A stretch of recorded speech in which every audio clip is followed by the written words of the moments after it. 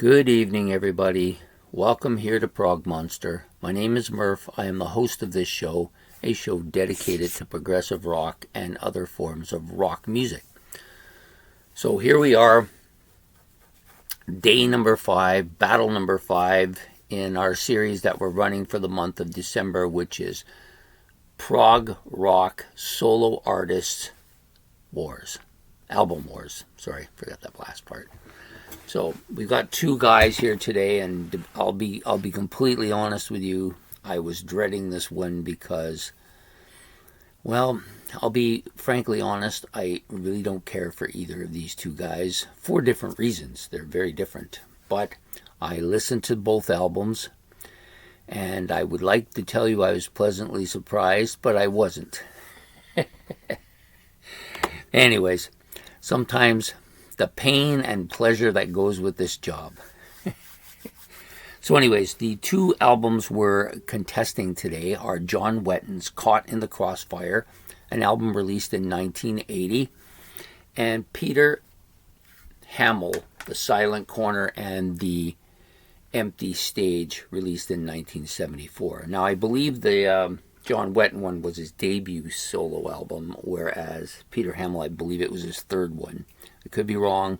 I didn't put a lot of energy into that, so I do apologize for that, but that's the way it is. So we'll start out with the John Wetton album since it was listed first in the battle. So I listened to the entire album, and I basically liked about 3 tracks. And when I say I mean they passed. The rest of it, sorry, didn't pass. Anyways, talk a little bit. I kind of, when I seen because what I've been doing is I listen to the album, then I go listen to, then I go back and I do a little reading on who was actually on the album, just so I can see if I'm in the ballpark with what I think. But anyways, this album featured Malcolm Duncan. Sorry. It's very late here. It's almost midnight. This is coming out in the morning. Malcolm Duncan, saxophone from the Average White Band. Martin Barr, of course, from Jethro Tull. And Simon Kirke on drums. And then there was a couple of, I think there was one other notable person on it, but I didn't make a note of it. So anyways, those people are on it. So I was kind of hoping, well, actually I didn't read them first, so I knew that the instrumentation was good on the album because I could hear it, but I didn't know these were the, I kind of, if I was looked at this first, I would have kind of expected it to be a bit better of an album, but I just found it, my biggest issue with it is it's my problem with John Wetton is more of a personal problem. I don't like the way in which he dealt with Steve Howe, and that kind of rubbed me the wrong way. But generally speaking, he has an excellent voice. One of the best progressive rock voices, I think. Very, very similar. Sorry, there's stuff on the screen here. Very similar to Greg Lake in a lot of way. I think Greg is a little bit better, but he's not far off. I did enjoy some of the singing he did on the Asia album because it was very clear, good production, and his voice was clear on that album. It's a little less that on this album, and not as good as it was on UK either. For some reason, I just find anytime he's on an album, I find it, other than the King Crimson albums, I find his voice makes it very poppy. Almost, and this particular album is the most sappy of the bunch of them that I've listened to with him on it. I just found this very commercial sounding, very sappy. When I use the word sappy, I mean it's kind of a lot of lovey-dovey stuff and stuff like that. It doesn't do anything for me. What I did is I made a notation of the 3 songs that I kind of liked a little bit. Caught in the Crossfire, the title track. I liked the sax part on that. It was pretty good. Getaway was okay. I didn't mind that. I can't tell you why, but I didn't. Baby Come Back, that was probably the tune I liked the best on the album, even though it's a bit of a sappy title. The song itself wasn't very bad. I didn't mind it. Overall, it was not a passable album, and I didn't care for it much and was happy to get it over with and hoping that I wouldn't have to listen to it again. But then he was competing against Peter Hamel, so I wasn't holding out a lot of hope for that.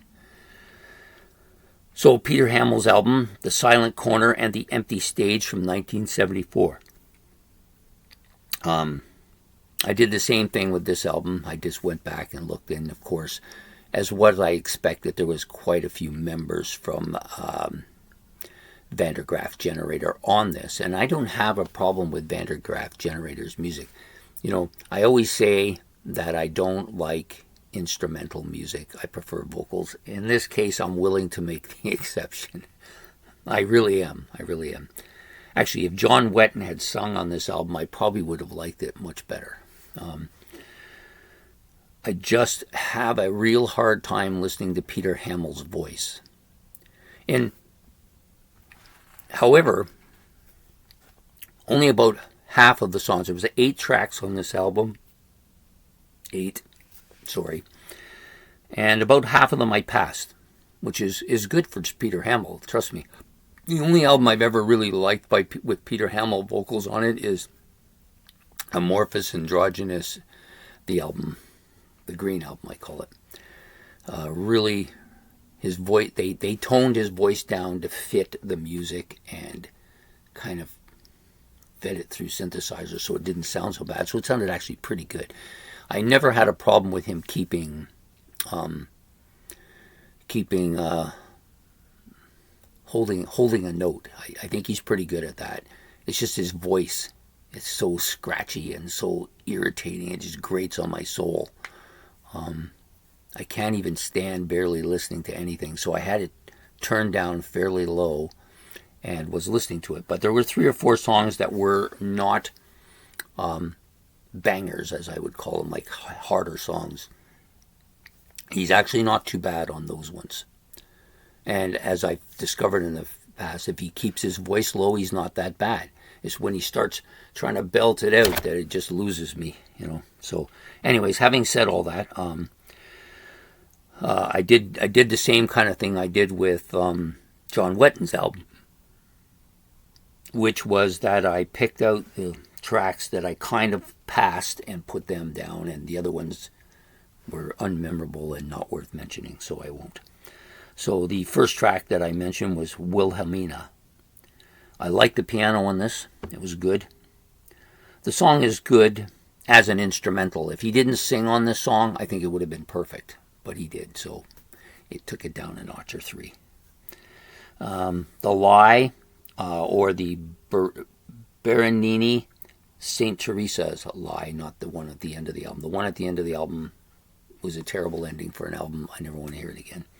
But this one wasn't bad. It was a passable song, more subdued, and I think that's the better way to go with him. When he keeps his voice to that low grade where he's not forcing it and just singing like normal, he's not bad. I'll pass him.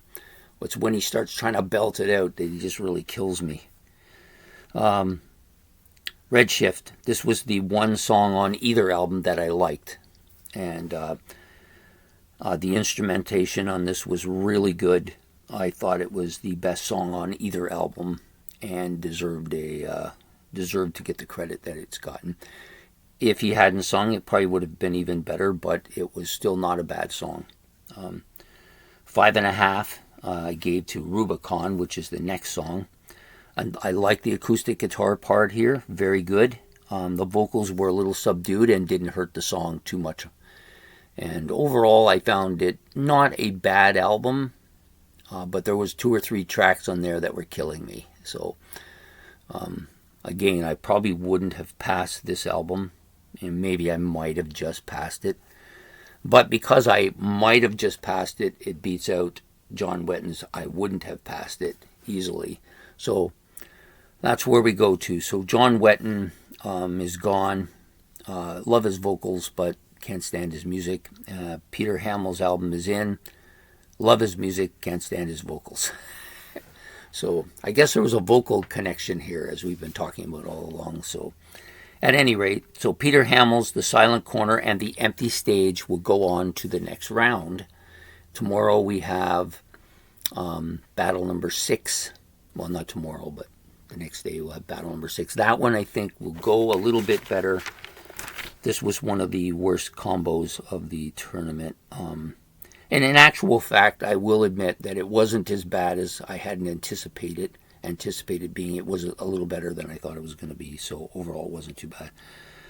There are a couple of other ones coming up that I am not looking forward to, but there are way more coming up in the future that I think are going to be really good. So other than that, this one may be the one that I dislike the most so far. But again, it was better than I thought it was going to be. And you can never fully tell what you're really going to get.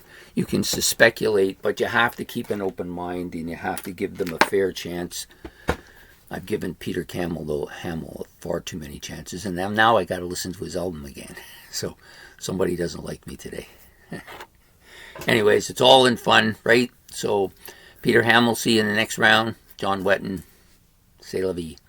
If you like this video, please hit the like and subscribe. It's much appreciated. Hit the notification bell so you don't miss any of this exciting, wonderful videos coming up. And please, if you have any comments about either album, I mean, if you completely disagree with me on them, that's fine. That's what music is. That is the absolute beauty of music, is that you don't have to like anything I say.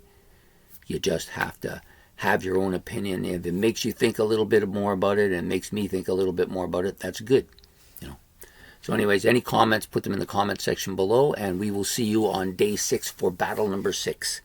Take care and have a good night. Goodbye.